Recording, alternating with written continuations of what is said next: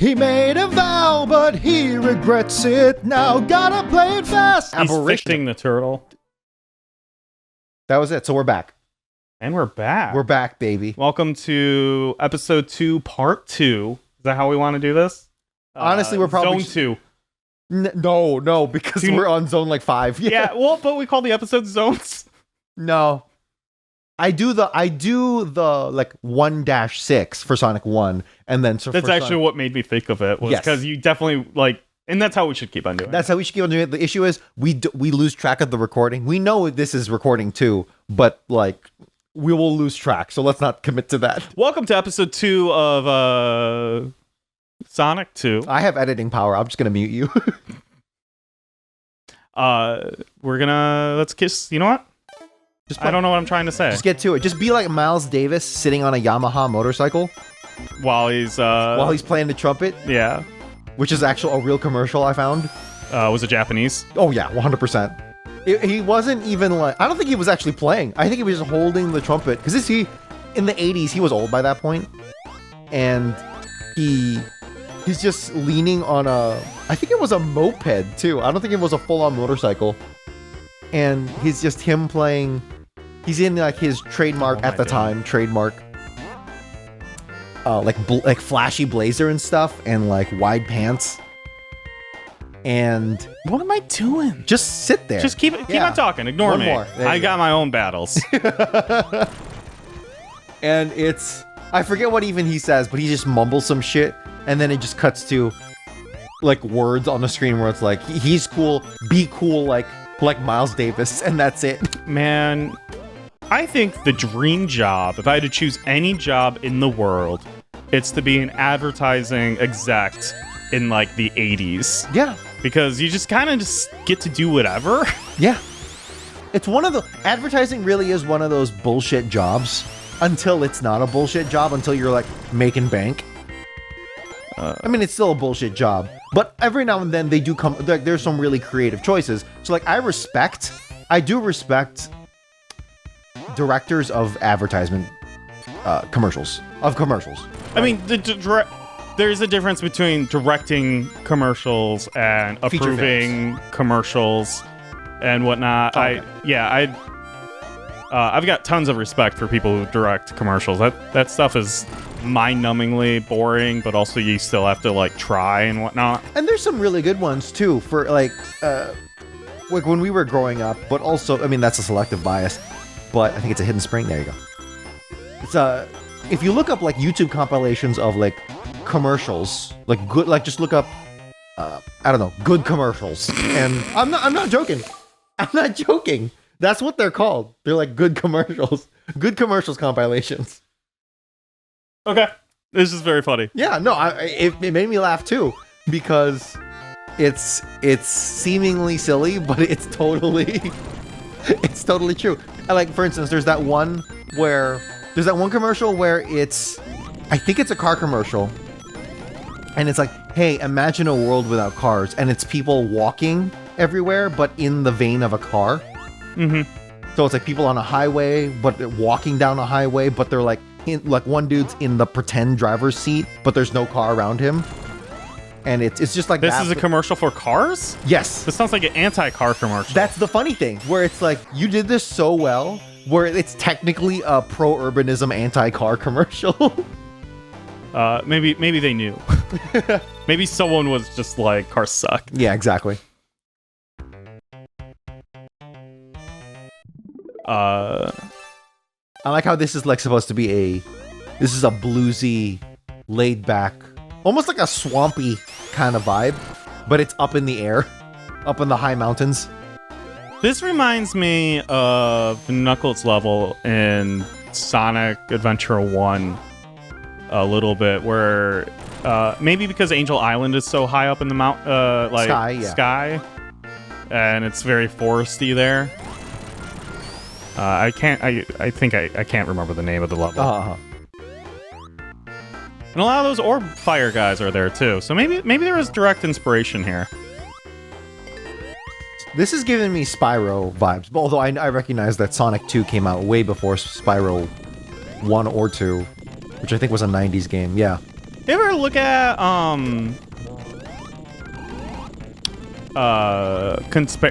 Wow. Okay. I'm nice. in. I got this. Comparisons of the original Spyro to the remaster that was done. Yeah, but I like it because I love the remaster. It's really good. But so what were the comparisons?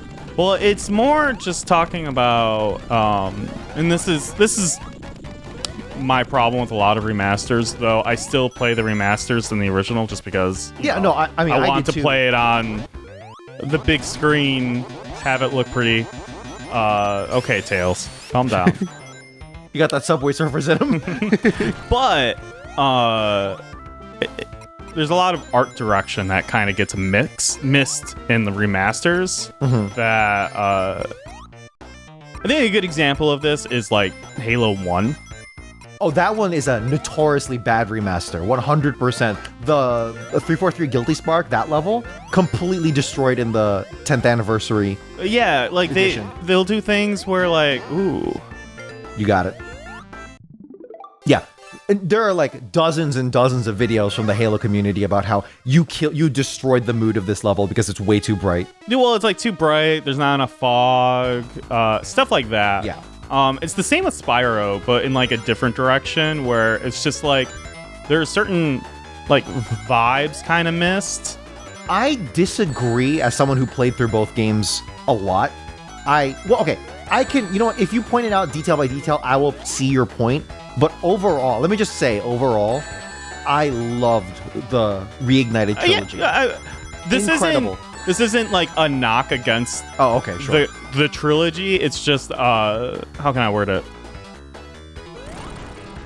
When you do those remasters, I feel like Yes. a lot of these studios kind of miss art direction. Like there are certain aspects, like there was intention why certain things were the way they were, and Right. I feel like that gets missed a lot. Like Silent Hill, right? The reason why the fog had to be there was because of technical limitations, right? yeah, but still added, you know, Like that's a core. That's like the vibe is the fog. yeah. I'm gonna have to. Sorry, I am locked in because I think I could do this maybe. Ooh, Oh, no. I don't. 147 rings. Sorry, just 47 rings. Well, if Tails can fucking do his job. He won't. No, it's over. I believe. You gotta stop doing that believing thing. Didn't work in November. Well, I didn't believe then. That was my problem. You didn't believe hard enough. Do we think I'm not gonna do it. This isn't No, me no, going no. for it. This is not the run. This is a dead run, according to the speedrunning community. You're just practicing now.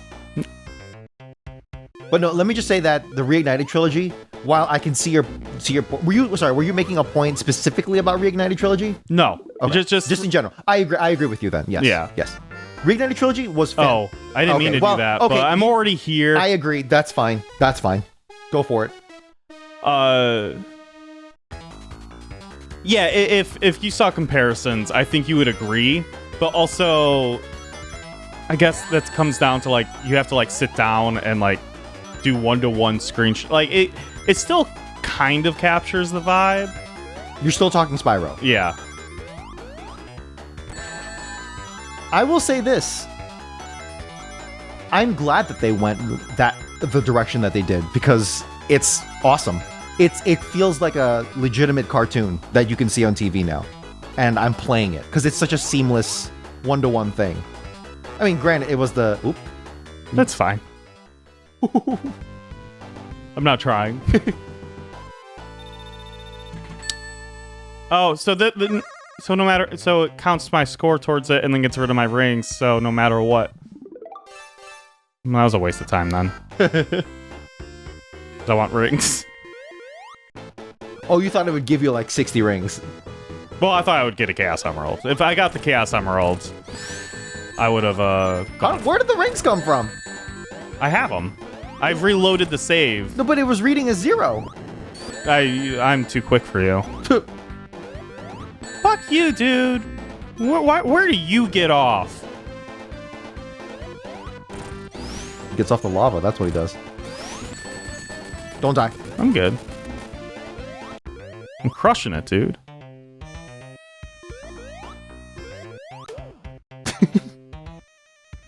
Just the ejection of that first. Yeah, he shoots out. do you think? What?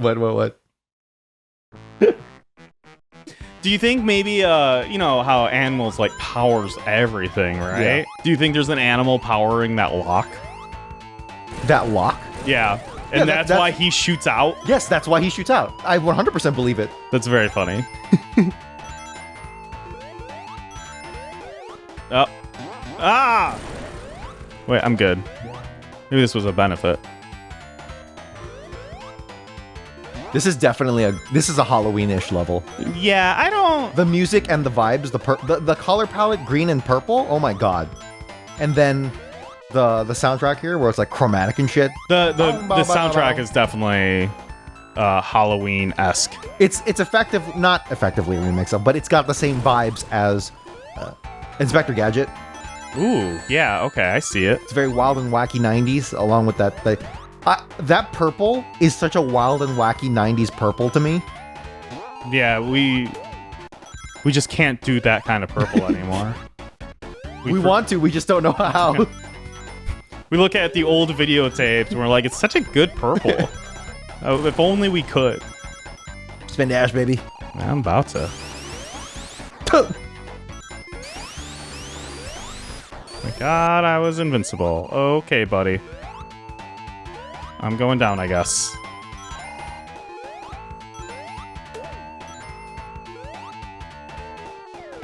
I don't like this song. But I've never liked this, like... I like the theremin. Ooh. I mean, it's technically not a theremin. No, I know, it's a MIDI theremin. A MIDI-man. Okay, I guess I'm not going this way. Can I go down? Oh, I guess I'm going this way.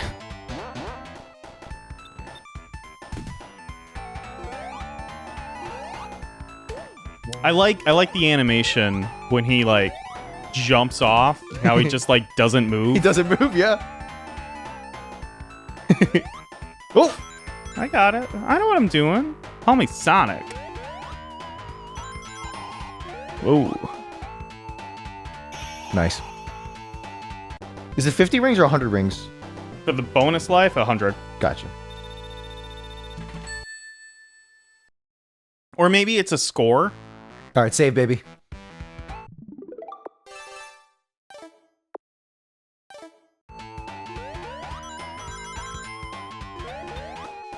Only 2 zones per... Oh, sorry, 2 levels per zone. 2 acts per zone, sorry. Man, they were really trying to not be Mario. It's like, we'll call them acts and zones. I mean, I would.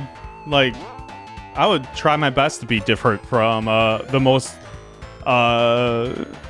popular platformer of the day. Yeah. Ooh. Ooh. I hate these fucking lightning bugs. Sure. Nice.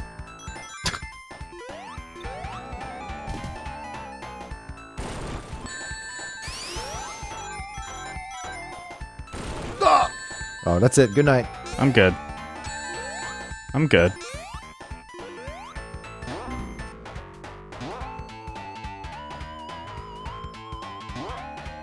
Someone commented on our last video saying, I thought... how can I word it?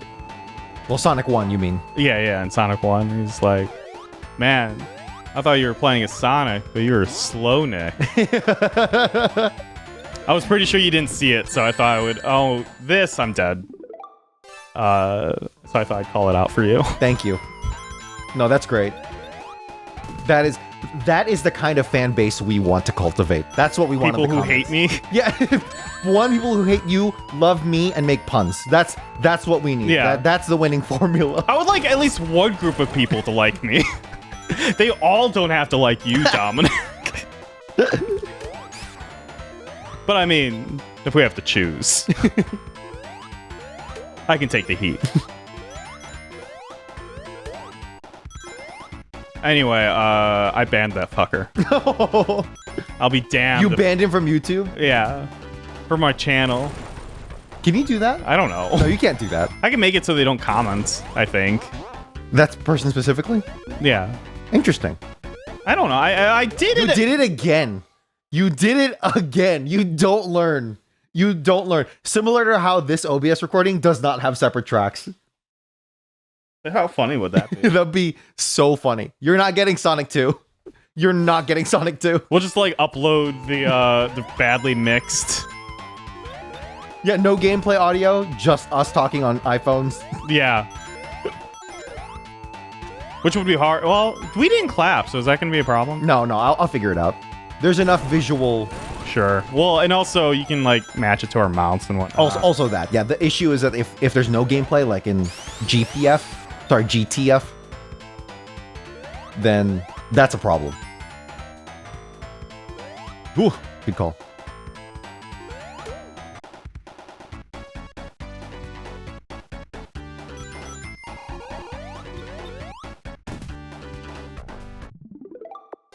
Smart. I was literally just about to say that. It should be like right here, right? Yes.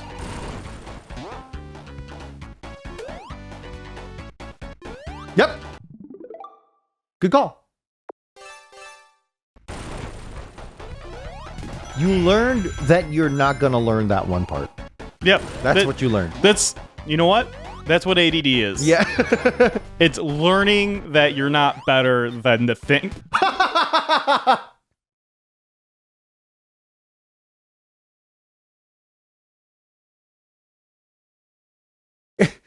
Hey, you know what? Progress. That's what matters, is progress. You actually hit it this time. This is good. I'm having fun.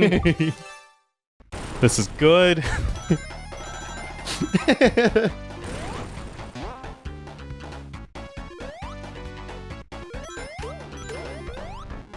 Hey, Tails did it for you.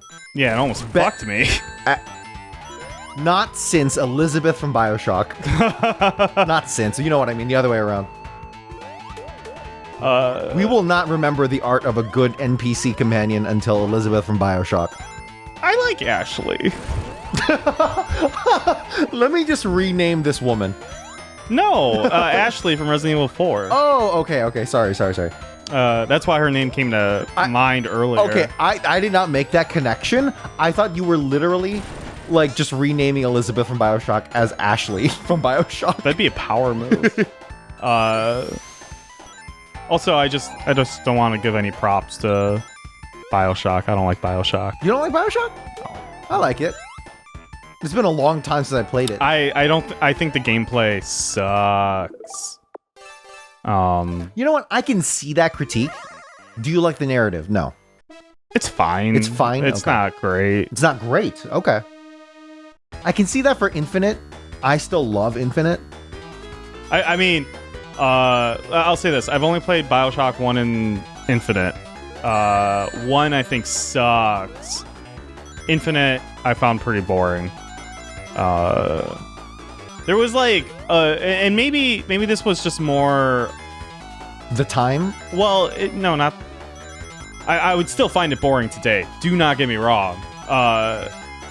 My like strong dislike might stem from the fact that at the time a lot of people were like, this is like art, like high art. And I was just like, no, it's not. I think it is. Because it's a really good narrative, and it's interactive. And look, it's interactive. It's a really good narrative, by my opinion, and it's a really cool aesthetic, unique aesthetic, right? And they pulled off the same trick twice. Hey, BioShock, what if it... Oh, you have no rings. Did you lose all... Oh, you did... I did the special stage. Gotcha. Oh, the special stage robs you of your rings? Mm-hmm. That's interesting. Sorry, I was so consumed by that, I completely lost the point.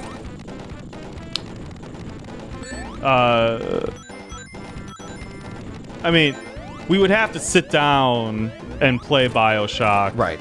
Oh, yeah, sorry, the thing is so that I could, like, critique it. Right. And look, I will accept a lot of critiques of BioShock, but I still think, especially of its time, it was like not since Half-Life before it. Half-Life's 1 and 2, had we gotten like an FPS narrative. I'm trying to think. No, Portal. I take it back. Portal. All from Valve. Valve is top tier.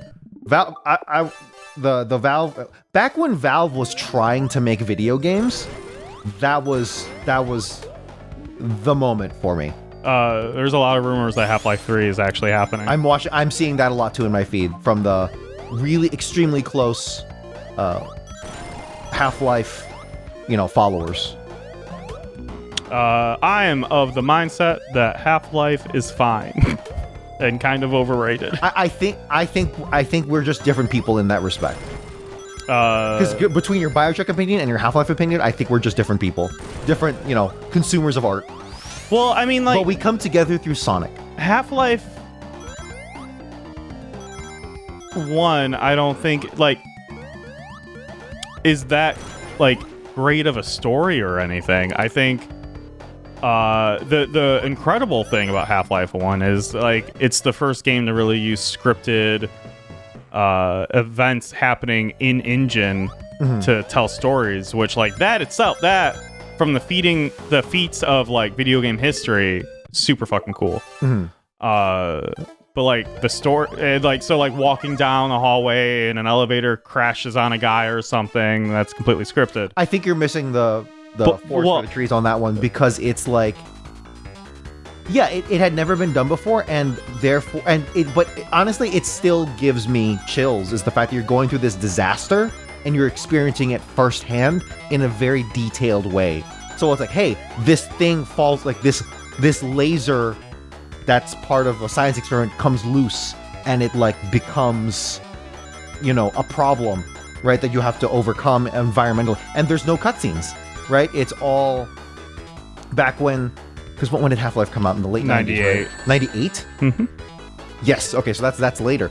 So by then there were, full-on PlayStation 1 cutscenes, because when did Final Fantasy come out, right? All that stuff had become very, very normalized. But the fact that Valve, in a very BioShock way, had done it without, even more so, without the narration and without, it's all 100%, I'm losing the vocabulary here, but it's all in-universe. In-engine. In engine. You could say that a lot about other games, but the fact that it's... No, I mean, that's the first game to do cutscenes in engine. When you say... Okay, we gotta get our... Scripted events. So when you walk up to a guy, and if someone walks it's not pre-rendered. It's not pre-rendered. It's not pre-rendered. It happens in engine, in the game, and it's not taking control away from... That's what in-engine means? Well, I feel that's not what in-engine means. In-engine means that you can do cutscenes... using the game's engine. Yeah, not pre-rendered or anything. Okay. I think we're using two different terms. But what I'm talking about is scripted events. Without wrestling control away from you, whatever that term is. Yeah. Okay. So I don't think it's in engine, but I will concede that it might be, because I just genuinely don't know. I think it's just called scripted events. If we're being, for the record, I'm the kind of person that would have my phone on me all the time and then would just Google shit. But again, we're filming with our phones. But anyway, sorry. Well, that lets us argue, so it's better content. It's better content, but I genuinely didn't mean to be pedantic there. No, you're fine. But anyway, you're just a piece of shit. I think Half-Life still, even with the novelty of it gone, of that we'll say, we'll use the term in-engine, I still think it's fantastic. Okay. It just feels so goddamn good and epic, and it feels bigger than me, right? Sure. And I really enjoy that. And then all of your consequences in Half-Life 1 come to fruition in Half-Life 2. So it's just a great narrative sequel. Never mind a game and the improvements in gameplay in Half-Life 2. Half-Life 2 is just an amazing narrative sequel. Here's everything that went wrong because of what you did in Half-Life 1. The world has completely changed, and it's awesome. I mean, it's bad, but... I mean, the real answer here is, by the time I played Half-Life, I was probably 14. Right. So by that time, I've already played the greatest video game of all time, which is Metal Gear Solid 2. Okay. Here's where we'll get into it.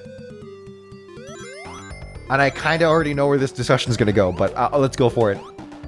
Half-Life narrative versus Metal Gear narrative. Wait, okay, Metal Gear Solid, Metal Gear Solid 2. What are you trying to say? Metal Gear Solid 1? Half-Life 1 and 2 versus Metal Gear Solid 1 and 2.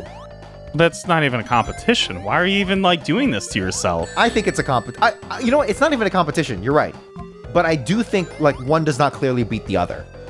I think it's in this middle ground. Yeah, okay. So that's where we're gonna talk. So farewell Sonic discussion. Let's here's the rest of the playthrough. Well, so this is the thing, is you're committing this to being only 2 episodes, because this is gonna take the whole recording. After this zone, we'll stop. So we have to fit this discussion in 5 minutes. That's not happening. So okay, let me contrast them. Okay, no, you talk first. What makes a game better than the other, right? So it doesn't. What are you trying? What do you? We have to define what we're trying to figure out. I framed it objectively, and that's my mistake. Yeah, because it'd be Metal Gear Solid. Yes. So what do you know? What makes Metal Gear Solid better than the narrative? You can kind of argue the gameplay, but what makes the narrative of Metal Gear Solid better than Half-Life? Okay, so the narrative of Metal Gear Solid 1 versus the narrative of Metal Gear Solid. Against Half-Life 1. That's what you're asking? We'll say ones, yes. Okay. So, while Half-Life was pushing the boundaries of in-universe storytelling, Metal Gear Solid was pushing the boundaries of cinematic storytelling, which is what I believe... In games. Which I believe is the superior... Ooh. You think it's superior? Okay.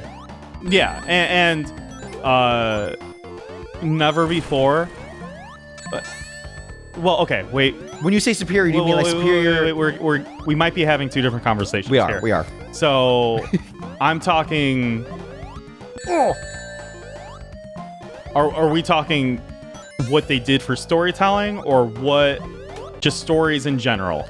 Okay, let's reset the conversation. Why do you like Metal Gear Solid 1? More than Half-Life? More than Half-Life, yes. Okay. That's an easier conversation. Yes, it is. I think the storytelling is better. I think... How is it better? Well, so... What's the story of Half-Life? It's just shit goes wrong, and then you gotta go explore this, facility that is, exploding. But they're outside of that, what's the story, right?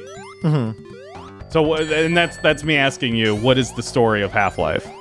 Okay, so that's not storytelling. That's it's a deeper narrative. Metal Gear Solid has a way deeper narrative. Yeah, deeper and expansive narrative. That's what you're correct on that. And I would say more interesting. More interesting. If just the story. I will concede that, yes. I'm with it. Because, to me, I would enjoy having hands-on playing Half-Life than I would ever Metal Gear Solid. See, and I find Metal Gear Solid a lot more interesting to play than I would Half-Life. Okay. Why is that? Half-Life is you're just walking through blasting, right? Not necessarily. There's okay. There's platforming in Half-Life 1. Do you like that kind of platforming? First-person platforming? No, not really. Not really? Okay, fair enough. That's not for some people. Yeah. I mean, I liked Mirror's Edge. I think I did too. I played that game once or twice when it came out. Yeah. I think I rented it. Whoa.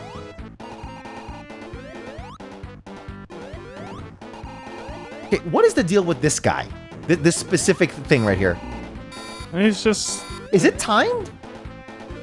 No, I don't know. I think you just need to sit there and then wait for him to do his thing, and then you choose to jump or yeah. kneel. Not kneel, you know. Kneel? Kneel before Robotnik? Yes.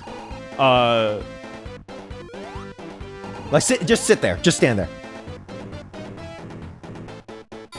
Yeah. There it is. Okay, I guess I'm making this too complicated, huh? You were thinking it was a motion-based thing. Yeah, kinda. Nice. Nice. Okay. So... yeah, and I just find the world more interesting in Metal Gear Solid, and it has mechs, which Half-Life objectively does not. They have that giant, like, tripod War of the World thing, but that's not a mech. I think in Half-Life 1... No, that was an enemy. That was an enemy. Where it was like an automated robot. Okay, would that look like a mech? Could have been a mech, but it was a robot. So you're... Okay, you're correct. Hey, wouldn't Dog technically be the best companion since Tails? No, okay, serious talk. I think it would be Alex. It would be Alex. Because Dog only shows up like in 3 levels between all the Half-Life games. Well, sorry. Is like a concerted companion. Gotcha. Because Dog shows up at like very specific in awesome moments, but I don't think. Do you ever? I'm literally thinking of that training sequence where you get the gravity gun for the very first time in Black Mesa East. Mm-hmm. But beyond that, is Dog maybe in Half-Life Episode 1? I'm dead.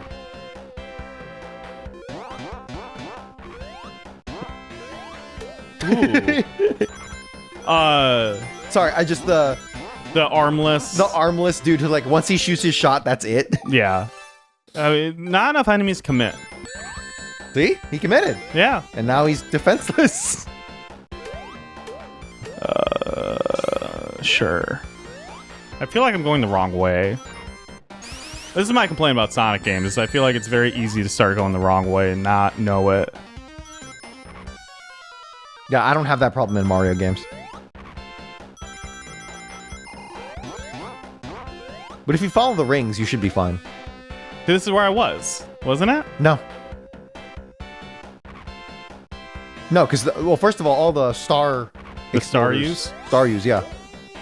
Are still intact. Tails will set them off, though. Yeah, why not? Can you spin dash to make it go even faster? Probably. Try it. No, it stops it. Look at you tricking me into getting a... That was a question, not a trick.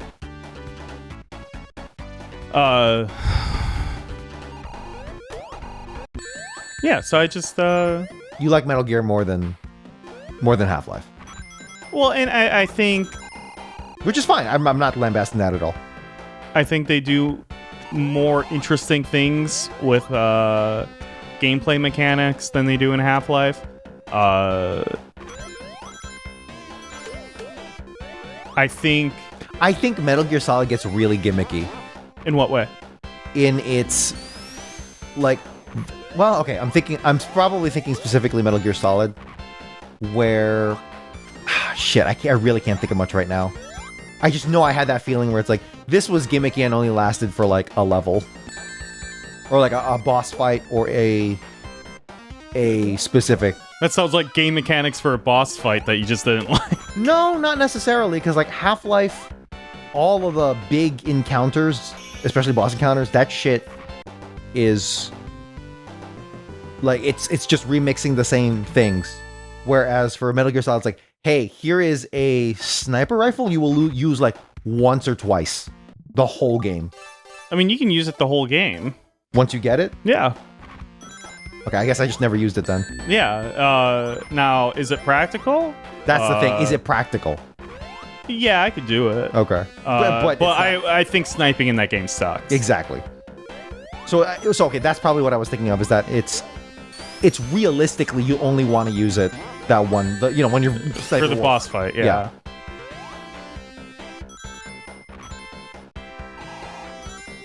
Yeah, I don't have enough examples to corroborate that claim, so I concede it, but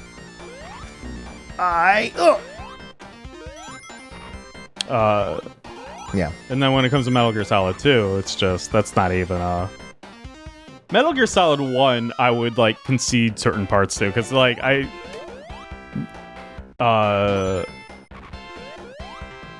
while I do think the storytelling is more interesting, the story itself is just fine.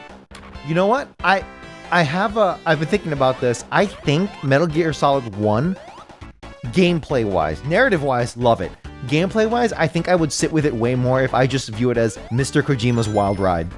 Here's new shit you're doing every, 30 minutes. I don't think you're doing new shit like every Okay, that's an exaggeration, sorry. Like every hour. I mean, the game is only 6 hours. Okay, fair enough. I don't know. I just really... Something about the narrative versus the gameplay of Metal Gear Solid 1 was... you know what? I was just bad at games. I'm just bad at games. That's what it is. I concede that. And Metal Gear Solid 1 is a game that you kind of need to be... You need to really be willing to tolerate trial and error for. Yes. I cannot tolerate trial and error. That is 100% true. That's why I enjoy Half-Life, which there is a lot of trial and error, don't get me wrong, but it's way more forgiving. Whereas Metal Gear Solid, it's like, okay, I gotta plug Psycho Mantis, I gotta beat Psycho Mantis. While a great moment, you kind of have to trial and error through that. The first time you play it. I mean, you just get... It's a great experience, but my god, you have to, like, do it a bunch of times. Did you not switch the controller ports? I had to wait until Colonel Campbell just told me. Okay, yeah. So I'm assuming you figured that out. Well, no.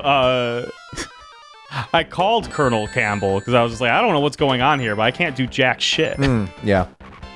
And then he's just like, maybe you should try doing this. And I remember that taking me forever. Maybe, like, does the Colonel call you? I mean, he does if you don't call him. Right. So that's what it was. You called him, I didn't call him. Yeah. I didn't ask for help, and this is why I'm in therapy.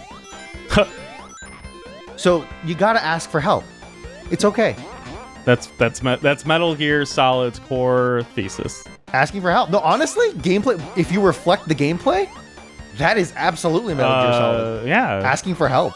I mean, the whole game is you calling other people, asking what's going on, right, and why, how do I, like, attack this situation compared to other situations. Yeah.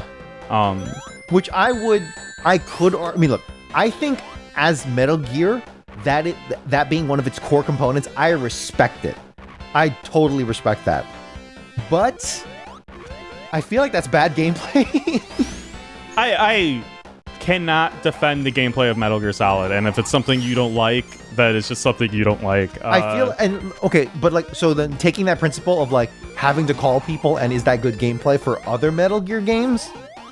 Or by then, did you just figure it out? Were you like, you're just good at it? For other, I don't other Metal Gears.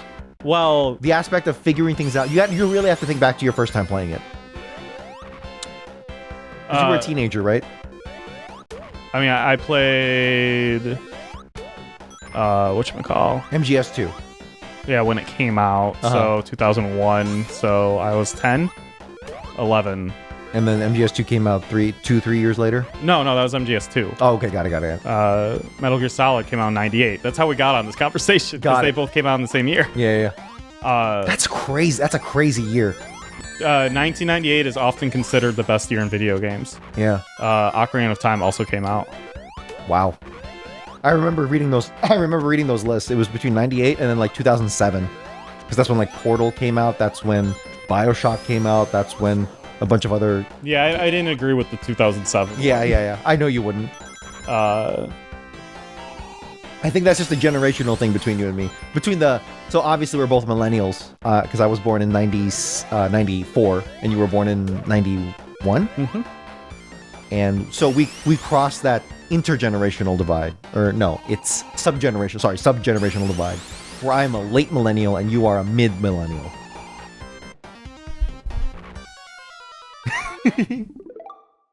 If my microphone got really sad when you said that. Did it just fall? Yeah. Okay. I do a thing called speech volume leveler on Adobe Audition. so it really brings the quiet and the loud together. Yeah, the compressor. Yeah, but no, so compressor, it'll just take. Well, you know what? I take it back. I don't know what I'm talking about. I'm too cucked by the speech volume leveler specific feature that I'm not great on compressors. You're making it so there's no dynamic range. Correct. Yeah. On our voices only. I don't do that for the gameplay. Oh my fucking god. Oh, is that mic just bad now? Well, what I need to do is take the mic stand apart, clean the pads, because they're sticky and they over time get dust in them and whatnot. And they lose that staying power. Yeah, essentially. All right, so we're not finishing this game. We're playing Metal Gear. I would in a heartbeat. You want to do a Metal Gear Let's Play? I 1,000% would. We'll have to make a whole new channel for that. We need to make a new channel to go into other bleep games. that. You bleep that joke. Because you want that to be a thing so bad. You should reserve. I already have the YouTube channel. Okay, good. And all the socials. You need to reserve the socials. Yeah, I need to do that. I might have already. I don't know. That's what a producer friend told me. It's like, reserve everything. You get a good idea, reserve it. Sit on it. And then you can do the good thing and release delete it when you don't use it anymore. Never. Sit on it. What if I come back to it 10 years later? Well, honestly, that's I came up with this idea. I was still working at the job you work at. And I was house sitting with someone that you know. And they live in the middle of Illinois. Yeah. And on my drive there, I called my friend and I was like, I kind of want to do this. Let's think of names. And we just like brainstormed for like an hour. And what was the name? Oh, that was the name. Okay. Yeah.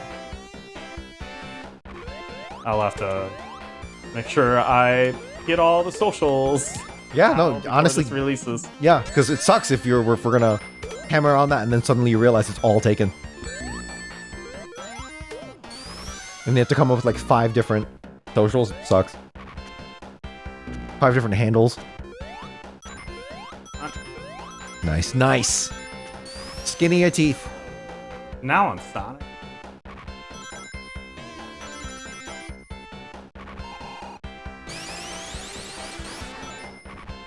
God, that must feel so good. Yeah. Spin dashing? Do it all the time.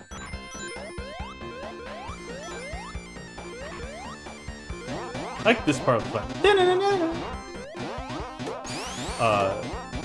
Yeah, we'll play Metal Gear Solid 1 and 2, and then not on this channel though. No, and then I'll explain to you. Follow our socials. Follow our socials to know. And then we'll also maybe these are the first games we play: BioShock Infinite, and then Metal Gear Solid 1 and Half-Life. And Half-Life. Honestly, I haven't. What I'll say is I've been wanting to replay Half-Life. I'm not good at. Let me just say this: I'm not good at it. I will die a lot, but I think I respect it as great gameplay and narrative. Half-Life? Yes. Jesus Christ, that's nasty, man. I know what the audience wants to hear. And it's not you. Or do you want to stop here? Yeah. Follow us on socials. Down the takeover. It's all bumping around. Okay, yes. Finish the episode. Follow us on these socials if you can hear me through all the bumping of that microphone. And yeah, follow us, and Sonic will stop being bored, and we'll finish the zone, and maybe even the game. He's got you. Gotta play it fast.